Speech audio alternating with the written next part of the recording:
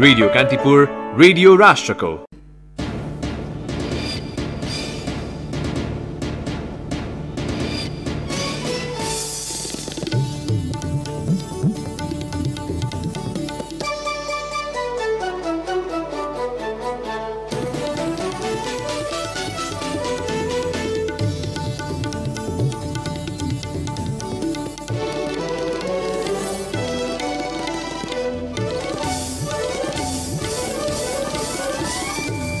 नेपालमा पछिल्लो 24 घण्टामा 2508 जनामा कोरोना संक्रमण पुष्टि, थप 17 जनाको मृत्यु।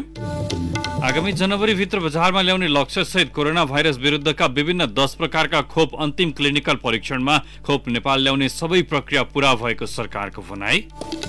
भक्तपुर ल्याउँदै गर्दा सुर्खेतबाट नियन्त्रणमा लिएको 250 क्विन्टल चामल खाद्य व्यवस्था तथा व्यापार कम्पनीको रहेको खुलासा। चट्टानी भाग रहेको सङ्खुवासभाको भोटखोला गाउँपालिकामा नेपाली सेनाले ट्र्याक खोल्ने काम सुरु नगर्दा राष्ट्रिय गौरवको किमाथाङका विराटनगर सडक निर्माणको काम 1 वर्षदेखि ठप्प। अफ्रिकन मुलुकहरूको सार्वभौम सत्ता बहाल गर्ने विषयमा अफ्रिकी मुलुक सुडान र अमेरिकाबीच सहमति। केन्या र तान्जानिया स्थित अमेरिकी दूतावासमा भएको आक्रमणको बदलामा सुडानले 33 करोड 50 लाख डलर क्षतिपूर्ति तिर्ने। र अनलाइन कराते वर्ल्ड च्याम्पियनसिपमा नेपाललाई 2 स्वर्ण सहित 10वटा पदक। आइपिएलमा दिल्ली विरुद्ध मुम्बईको शानदार जित, हैदराबाद विरुद्ध बेंगलोरको सामान्य ब्याटिङ। नमस्कार, कान्तिपुर डायरीबाट साथी सुरज अनि तेजेन्द्रको समाचार अब विस्तारमा। नेपाल कम्युनिस्ट पार्टी नेकपाका 2 अध्यक्षबीच 12 दिनपछि भेटवार्ता भएको छ। मन्त्री परिषद पुनर्गठन, सरकारको पछिल्लो काम, केही निर्णय, कर्णाली प्रदेशका मुख्यमन्त्री विरुद्धको अविश्वासको प्रस्ताव लगायतका कारण नेकपामा सुरु विवाद, बाह्य गुप्तचर रका प्रमुखसँग प्रधानमन्त्रीको भेटघाटले उत्कर्षमा पुगेको थियो। 16 गते प्रधानमन्त्री एवं पार्टी अध्यक्ष केपी शर्मा ओलीसँग अध्यक्ष पुष्पकमल दाहालले भेटघाटको क्रम रोक्नु भएको थियो। आफू कोरोना संक्रमितको कन्ट्याक्ट ट्रेसिङमा परेको भन्दै टेलिफोन संवादमा मात्र सीमित अध्यक्ष दाहाल आज 12 दिनपछि काठमाडौँको बालुवाटारमा रहेको प्रधानमन्त्री निवासमा पुग्नु भएको थियो। भेटमा अध्यक्ष दाहालले सचिवालय बैठक बोलाउन अर्का अध्यक्ष ओलीलाई आग्रह गर्नुभएको छ। यद्यपि सोबारे अध्यक्ष ओलीबाट कुनै ठोस प्रतिक्रिया नआएको एक सहयोगीले जानकारी दिए। पार्टीमा छलफलपछि मात्र सम्पूर्ण महत्त्वपूर्ण निर्णय लिने पूर्ववत सहमति विपरीत प्रधानमन्त्री ओलीले विभिन्न मुलुकका लागि राजदूत सिफारिस गरेको, पार्टीमा छलफल नै नगरी मन्त्रीमण्डल पुनर्गठन गरेको भन्दै दाहाल पक्ष पुनः रुष्ट बनेको हो। सचिवालय बैठक बोलाएर प्रधानमन्त्री ओलीलाई अल्पमतमा पार्ने योजनामा दाहाल पक्षीय नेताहरू सक्रिय देखिएका छन्। विकसित पछिल्लो घटनाक्रम मत्थर पार्न अध्यक्ष ओलीले समेत आफू निकटका नेतालाई दैनिक ललितपुरको खुमलटार स्थित अध्यक्ष दाहाल निवास पठाउने गरे पनि ठोस सहमति भने जुट्न सकेको छैन। आजको भेटमा समेत प्रधानमन्त्री ओलीबाट सरकारका पछिल्ला निर्णय, सचिवालय बैठक लगायत अध्यक्ष दाहालको जिज्ञासामा कुनै ठोस जवाफ नआएको बालुवाटार स्रोतको भनाइ छ।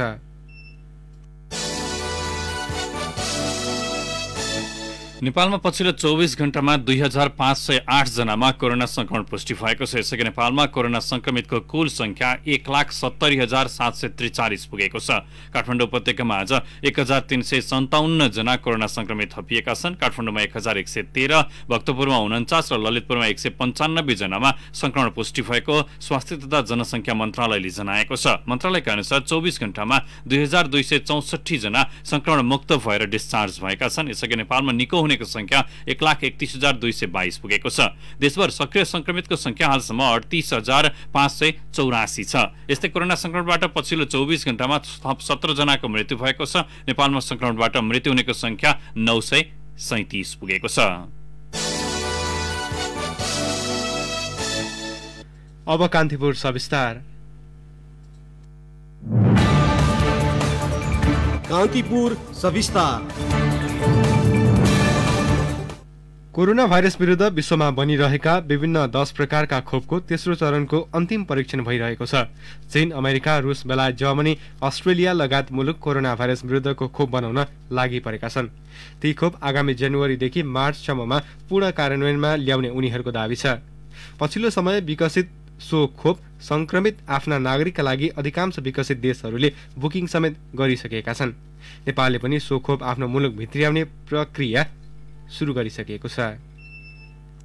कोरोना महामारी सुरु भए लगत्तै विश्वका 250 भन्दा बढी कम्पनीले कोभिड विरुद्धको विभिन्न खोप र औषधिको व्यापक परीक्षण गरिरहेका छन्। तीमध्ये विश्व स्वास्थ्य संगठन र आफ्नै देशका स्वास्थ्य निकायहरूमा परीक्षण विधि पार गराउने क्रममा पछिल्लो समय विभिन्न 10 वटा कम्पनीहरू क्लिनिकल ट्रायलको अन्तिम चरणमा छन्। पहिलो चरणमा खोपको सुरक्षा मापदण्ड, दोस्रो चरणमा यो खोप लगाएपछि संक्रमितको शरीरमा रोग प्रतिरोधात्मक क्षमता छ कि छैन भन्ने परीक्षण र तेस्रो चरणमा यसको संक्रमण रोक्ने क्षमताको परीक्षण हुने विज्ञहरू बताउँछन्। आगामी डिसेम्बरसम्म तेस्रो चरणको पनि परीक्षण भइसक्ने र जनवरीदेखि यसको वास्तविक कार्यान्वयन सुरु हुने विश्व स्वास्थ्य संगठनको नेपाल समूहमा कार्यरत प्राध्यापक डाक्टर प्रकाश घिमिरेको तर्क छ। प्रतिरोधक क्षमता पनि विकास भयो, सुरक्षित पनि छ भने यो भ्याक्सिनले कति महिनासम्म इन्फेक्सन रोकिन्छ, कति वर्षसम्म इन्फेक्सन रोकिन्छ, अनि कसलाई रोकिन्छ, दीर्घ रोगीलाई रोकिन्छ कि रोकिँदैन, महिलालाई रोकिन्छ कि रोकिँदैन, बच्चालाई रोकिन्छ कि रोकिँदैन, यो कुरो फेज 3 मा हुने हो। त्यसकारण अहिले फेज 3 को रिपोर्ट नआइकन यो भ्याक्सिन इन्फेक्सन 3 महिनामा भइसकेको छ, मान्छेलाई कतिलाई 1.5 महिनामा भयो भन्ने आइरहेछ, कतिको चाहिँ 5 महिनासम्म एन्टिबडी लेभल छ भन्ने छ। त्यसकारण यो विभिन्न देशले विभिन्न किसिमका भ्याक्सिन बनाइरहेछ। पहिलो र दोस्रो चरणमा गरिएका खोपको परीक्षणको पनि मिश्रित प्रतिक्रिया आइरहेका छन्। सक्षम र धनी देशहरूले कोभिड-19 बाट आफ्ना नागरिकलाई बचाउन विकसित खोपको अग्रिम बुकिङ गरिसकेका छन्। बेलायतले एकजना नागरिक बराबर कम्तीमा 5 वटा खोपको उपलब्धता हुने गरी बुकिङ गरेको छ। यो बीचमा WHO ले न्यून र मध्यम आय भएका मुलुकहरूले पाउने खोपको उपलब्धता बारे छुट्टै व्यवस्था गरेको छ। कोभ्याक्स अवधारणा अन्तर्गत WHO ले गरिब मुलुकमा अत्यावश्यकीय सेवामा पहिलो पंक्तिमा खटिने स्वास्थ्य कर्मीका साथै गरिब तथा विपन्न नागरिकलाई लक्षित गरी कम्तीमा 10% खोप उपलब्ध गराउने तयारी गरेको छ। पुनः डाक्टर घिमिरे, गरिब देशहरूको लागि पनि काम गर्नु पर्यो। गरिब देशले धेरै पैसामा किन्न सक्दैनन्, उनका जनता नि जनतै हुनु, उनलाई नि बचाउनु पर्यो भन्ने हिसाबले WHO ले एउटा कोभ्याक्स भन्ने फेसिलिटी बनाएको छ। त्यसमा धनी देशकाले नि पैसा हाल्दिने, गरिब देशकाले पनि आफ्नो क्षमता अनुसार पैसा हालेर भ्याक्सिन चाहिँ फर्स्ट लटमा जो चाहिँ संक्रमण अरूमा सार्न सक्छन् तिनीहरूलाई दिने गरी पहिलो लटको पपुलेसनको करिब 10% लाई पुग्ने गरी ल्याउनु पर्छ। परीक्षणमा रहेका 10 मध्ये अधिकांश खोप 2021 को मार्च महिनासम्म कार्यान्वयनमै आउने अनुमान सरकारको पनि छ। ती भ्याक्सिनले WHO बाट मान्यता प्राप्त गर्ने बित्तिकै 80% अनुदान र बाँकी 20% खरिद गर्ने गरी सबै प्रक्रिया अगाडि बढिसकेको स्वास्थ्य मन्त्रालयले दावी गरेको छ। यसका लागि 55 अर्ब रुपियाँ बराबरको लागतको जोहो गर्ने तयारीमा मन्त्रालय रहेको प्रवक्ता जागेश्वर गौतमको भनाइ छ। WHO बाट रिकग्नाइज हुनु पर्यो अनि त्यस्तो भ्याक्सिन चाहिँ नेपालमा ल्याउनको लागि हामीले चाहिँ कोभ्याक्स भन्ने एउटा फेसिलिटी छ। त्यसमा चाहिँ 80% डोनेसन हुन्छ, 20% हामीले पे गर्नुपर्छ। त्यसको लागि चाहिँ हामीले इनरोल गरिसक्यौँ र कोभ्याक्स फेसिलिटीले सम्माननीय राष्ट्रपतिजीलाई चिठी लेखेर कन्फर्म गरिसक्यो। त्यसले चाहिँ हाम्रो 20% चाहिँ त्यो भ्याक्सिनले पुग्छ। WHO अन्तर्गतको कोभ्याक्सले नेपाल जस्ता मुलुकलाई तेस्रो चरणको पार गर्ने खोप 20% उपलब्ध गराउनेछ। बाँकी 80% का लागि पनि सरकार पूर्ण तयारी अवस्थामा रहेको नेपाल स्वास्थ्य अनुसन्धान परिषदका प्रमुख कार्यकारी अधिकृत डाक्टर प्रदीप गिवालीले दावी गर्नुभयो। बाँकी 80% को हकमा चाहिँ नेपाल सरकारले आफ्नो पूर्ण तयारी गर्नुपर्छ र गरिरहेको छ। त्यसको लागि बजेटदेखि लिएर म्यान पावरको पूर्वाधारदेखि लिएर भ्याक्सिन लगाइसके पछाडि हुने चाहिँ इन्भेस्टिगेसनका कुरादेखि लिएर सबै कुराहरू अथवा भ्याक्सिन ल्याएपछि त्यसलाई PCR को लागि व्यवस्थापनदेखि लिएर होइन स्टोरेज ट्रान्सपोर्ट सबै कुराहरू चाहिँ तयारी अवस्थामा छ होइन। कोभिड-19 रोकथाम तथा नियन्त्रणमा फितलो सरकारी उपस्थितिका कारण मुलुकमा अहिले संक्रमणको अवस्था भयावह छ। सन् 2021 को जनवरीदेखि कोभिड-19 विरुद्धको खोप विश्वव्यापी रूपमै आउने अनुमानका बीचमा सरकारले जनाएको प्रतिबद्धता कति कार्यान्वयन गर्छ त्यो चाहिँ समयले नै बताउनेछ। रेडियो कान्तिपुरका लागि अनिल परियार। कान्तिपुर सविस्तार।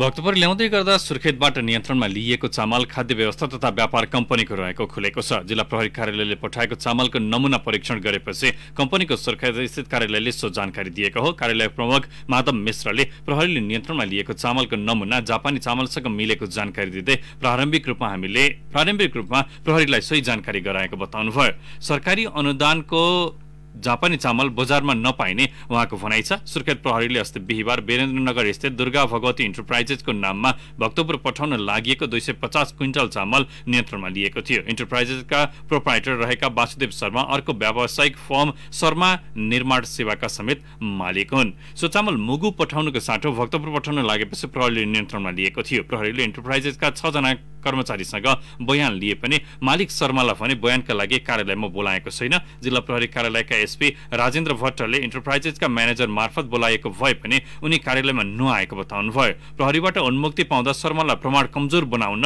र प्रहरी प्रशासन तथा खाद्य कम्पनीलाई प्रभावित गर्न सहज भएको सरकारवालाको भनाइ छ। कान्तिपुर डायरीमा अब ब्रेकको पालो। कान्तिपुर डायरीमा अब बाँकी प्रसङ्ग। सरकारले उच्च प्राथमिकतामा राखिएको राष्ट्रिय गौरवको किमाथाङका विराटनगर सडक निर्माणको काम 1 वर्षदेखि ठप्प छ।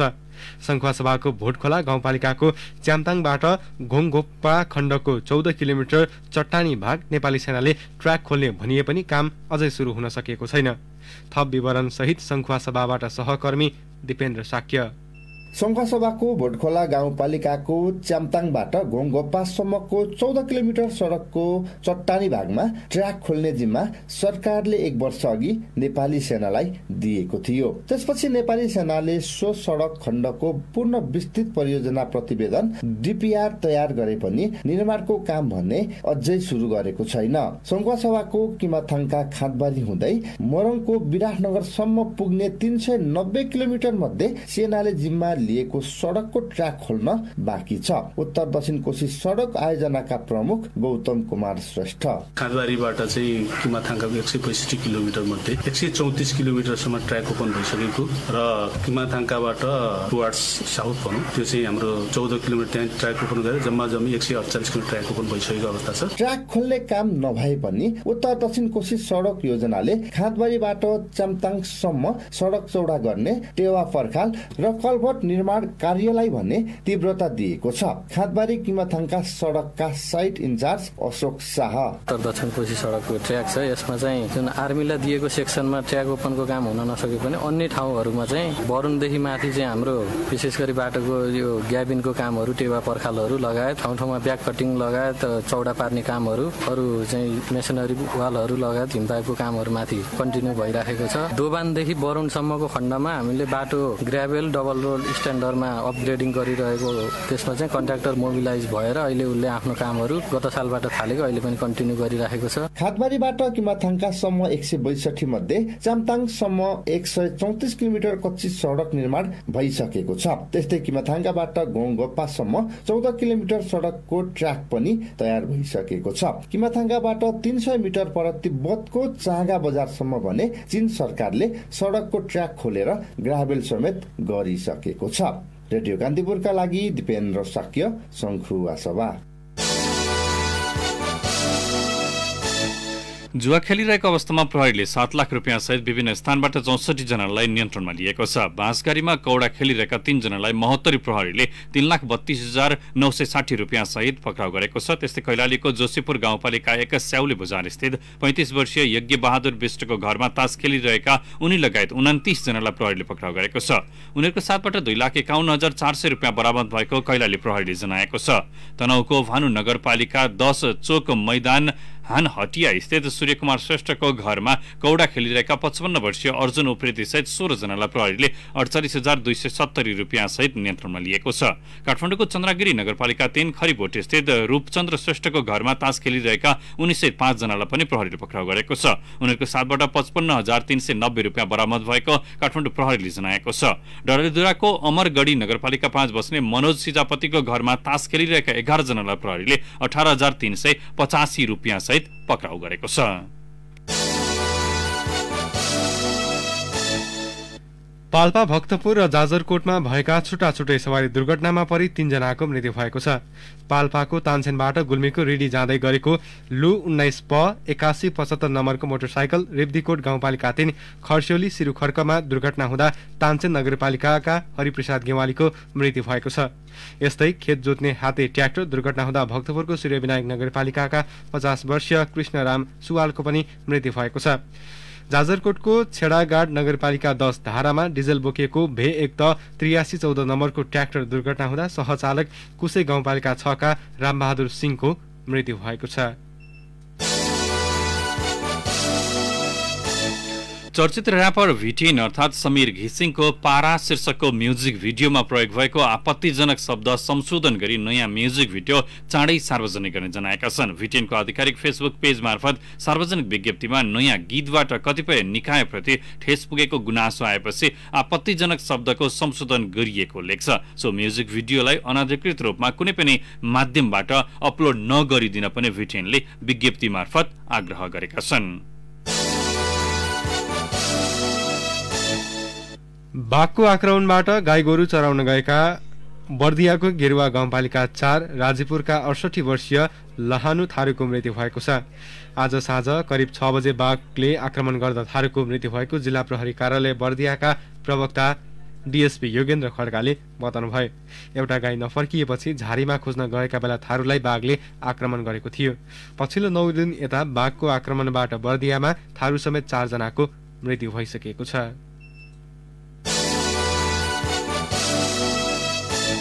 अब केही समाचार संक्षेपमा। सुदूरपश्चिम प्रदेशका आन्तरिक मामिला तथा कानून मन्त्री प्रकाश बहादुर शाहलाई कोरोना संक्रमण देखिएको छ। मन्त्री शाहकी श्रीमती र सवारी चालक समेतलाई संक्रमण पुष्टि भएको छ।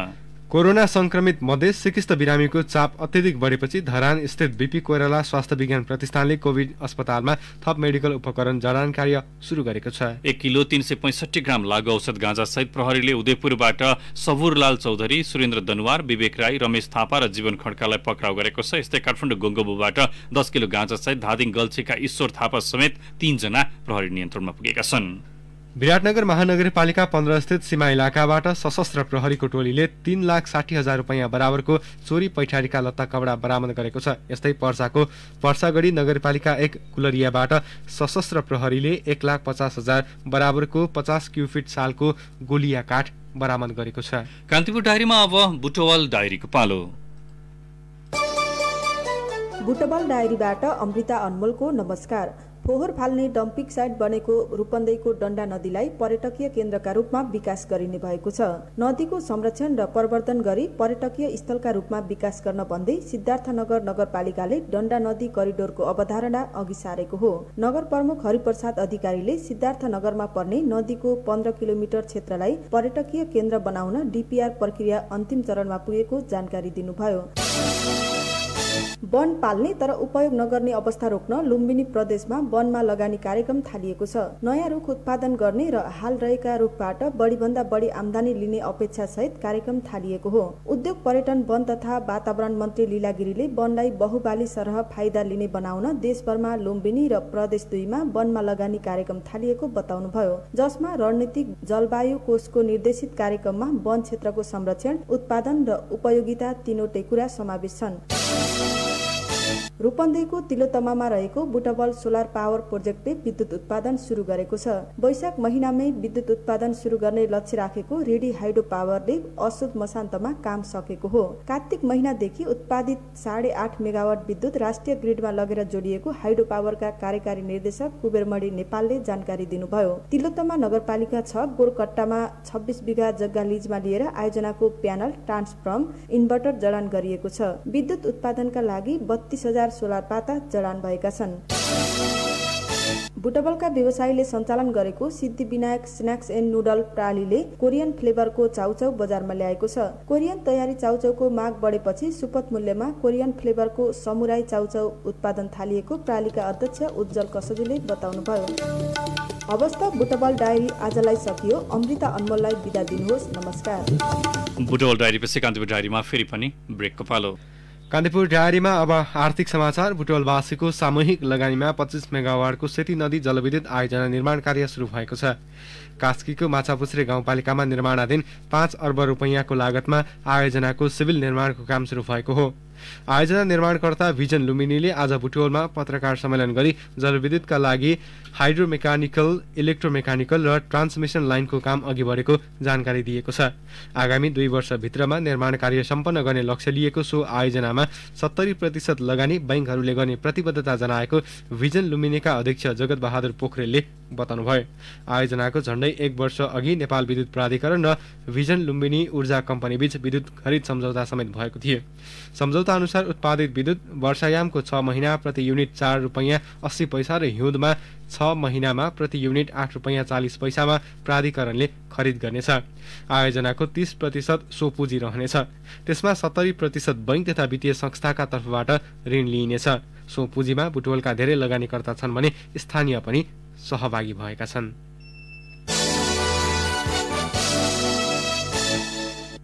अब अन्तर्राष्ट्रिय समाचार। अफ्रिकी मुलुक सुडान र अमेरिका बीच अफ्रिकन मुलुकहरूको सार्वभौम सत्ता बहाल गर्ने विषयमा सम्झौता भएको छ। सुडानको न्याय मन्त्रालयले विज्ञप्ति जारी गर्दै अमेरिकी अदालतमा सुडान विरुद्ध दर्ता भएको मुद्दा खारेज गर्ने तथा केन्या र तान्जानिया स्थित अमेरिकी दूतावासमा गरेको आक्रमणको बदलामा सुडानले 33 करोड 50 लाख डलर क्षतिपूर्ति बापत तिर्ने सम्झौता भएको अल जजिराले उल्लेख गरेको छ। अमेरिकाका राष्ट्रपति डोनाल्ड ट्रम्पले एक साता अघि आतंकवादको प्रायोजक राष्ट्रको सूचीमा सुडानलाई हटाउने घोषणा गर्नुभएको थियो। सुडानमा नयाँ सरकार गठन भएसँगै आतंक पीडित परिवारलाई सो रकम बराबरको क्षतिपूर्ति दिने घोषणा गर्नुभएको सराहनीय काम रहेको राष्ट्रपति ट्रम्पको भनाइ छ। यो कदमसँगै अमेरिकाका राष्ट्रपति ट्रम्पले अफ्रिकी मुलुक र इजरायलसँगको सम्बन्धलाई सामान्यीकरण गर्न खोजेको विश्लेषण पनि गरिएको छ। यसअघि अमेरिकाले सुडानमा उमर अल बशीरले सत्ता कब्जा गरेपछि सन् 1993 मा अल कायदाका नेता ओसामा बिन लादेनलाई शरण दिएर आतंकवादलाई समर्थन गरेको आरोप लगाएको थियो। अमेरिकाले सन् 2017 मा आर्थिक र व्यापारमा पनि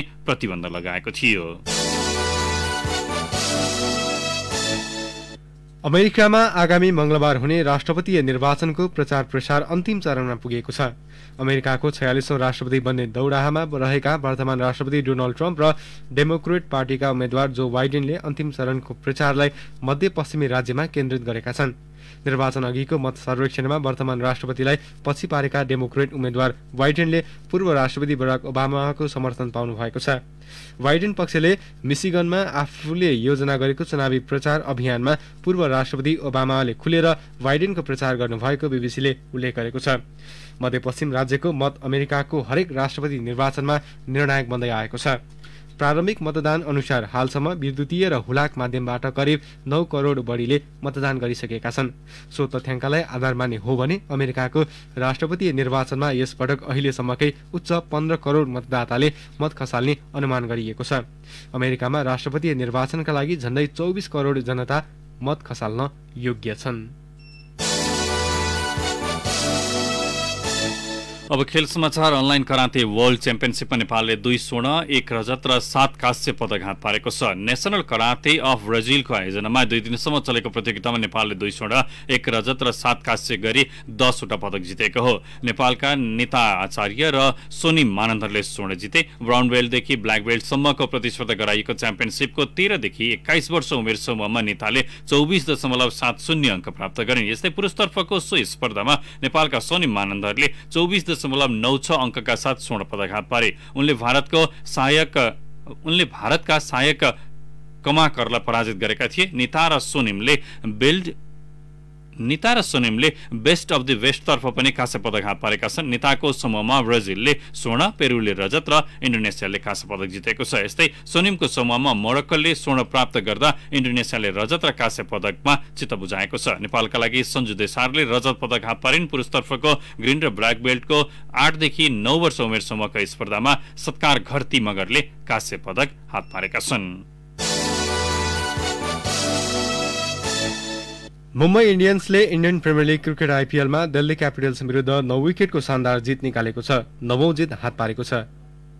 आफ्नो 13औं खेलमा फराकिलो जित निकाल्दै मुम्बईले शीर्ष 4मा अङ्कको अग्रता बनाएको छ।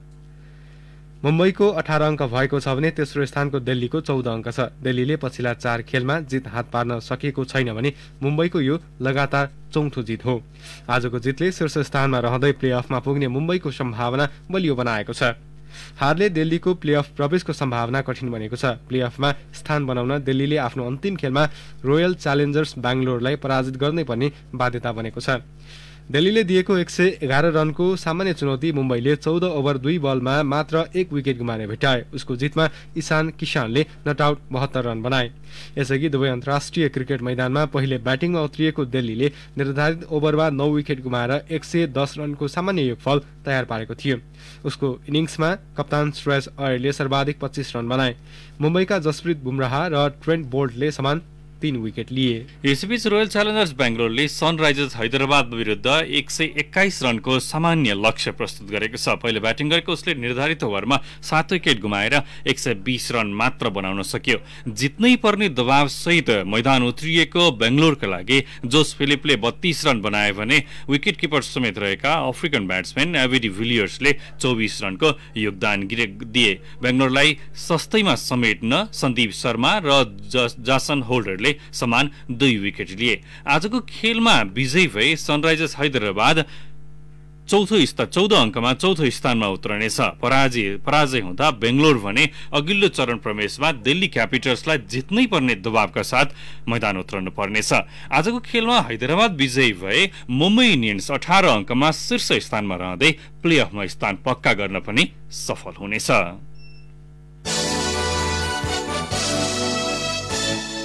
म्यान्चेस्टर सिटीले इङ्ग्लिस प्रिमियर लिग फुटबलमा तेस्रो जित निकालेको छ। आफ्नो 6औं खेलमा सिटीले सेफिल्ड युनाइटेडलाई 1-0 ले पराजित गरेको हो। सेफिल्डको मैदानमा सिटीलाई जिताउन केल वाल्करले 28औं मिनेटमा गोल गरेको नै निर्णायक बन्यो। खेलमा अधिकांश समय घरेलु टोलीलाई दबावमा राखिएको सिटीका थप आधा दर्जन प्रयास पनि विफल बनेका थिए। 6 खेलबाट 11 अङ्क जोडेको सिटी तालिकाको 7औं स्थानमा उक्लिएको छ। प्रिमियर लिगमा अहिले चेल्सी र बर्नली बीच प्रतिस्पर्धा भइरहेको छ। घरेलु मैदानमा जारी खेलमा बर्नलीले सिजनको पहिलो जितको खोजीमा रहेको छ। चेल्सी भने तेस्रो जित निकाल्ने योजनामा मैदान उत्रिएको छ। आजको अन्तिम खेलमा राति 10:15 बजे लिभरपुल र वेस्ट ह्याम युनाइटेड बीच प्रतिस्पर्धा हुनेछ। घरेलु मैदानमा हुने खेलमा लिभरपुल सहज जितसँगै शीर्ष स्थानमा 3 अङ्कको अग्रता बनाउने योजनामा रहेको छ। Defending champion real Madrid Spanish ला लिगा फुटबलको शीर्ष स्थानमा उक्लिएको छ। 7औं चरणको खेलमा हो यसकालाई 4-1 गोल अन्तरले हराउँदै रियलले शीर्ष स्थानमा 2 अङ्कको अग्रता बनाएको हो। घरेलु मैदानमा रियललाई जित दिलाउन करिम बेन्जेमाले 2 तथा इडेन हजार्ड र फेडरिको भल्भर्डेले 1 गोल गरेका थिए। वेस्काका डेभिड फेरेरिकोले सान्तोना गोल फर्काएका थिए। 7 खेलबाट 6 अङ्क जोडेको रियलले रियल सोसिडाड र कार्डिजलाई 2 अङ्कले पछि पारेको हो। दोस्रो खेलमा अहिले सेभिया र एथलेटिको बिल्बाओ बीच प्रतिस्पर्धा भइरहेको छ। बिल्बाओको मैदानमा पहिलो हाफको खेल जारी रहँदा सेभियाले 1-0 को अग्रता बनाएको छ। अर्को खेलमा राति 11:15 बजे ओसासुनाले घरेलु मैदानमा एथलेटिको मैड्रिडको सामना गर्नेछ। तालिकाको 6औं र 7औं स्थानमा रहेका दुवै टोली सिजनको 4थो जित निकाल्न प्रयासरत रहनेछन्। दिनको अन्तिम खेलमा राति 2:45 बजे बार्सिलोनाले डिपोर्टिभो अलावेससँग खेल्नेछ। अलावेसको मैदानमा हुने खेल बार्सिलोनाका लागि स्थान सुधारको अवसरको रूपमा रहेको छ। हवस् त यसका साथै कान्तिपुर टाढीका आजका सम्पूर्ण बुलेटिनहरू यही सकिन्छन्। नियमित बुलेटिन भोलि बिहान 6:30 बजेबाट हुनेछ। तबसम्मलाई सुरज र तेजेन्द्र बिदा हुन्छौँ। नमस्कार, शुभरात्रि।